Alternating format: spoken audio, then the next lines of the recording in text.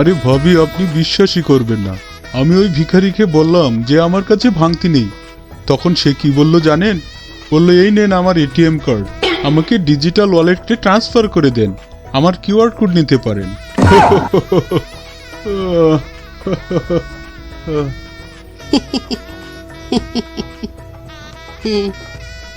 এত খারাপ জোকস তো বলিনি আমার হিসাবে, একটু তো হাসতেও পারতেন ভাবিজি।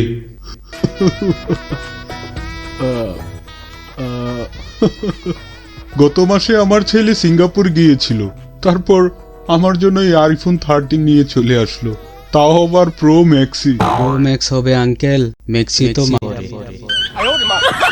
1.5 লাখ টাকা দাম ফোনের। আমি বললাম, বাবা এত দামি ফোনের কি দরকার ছিল?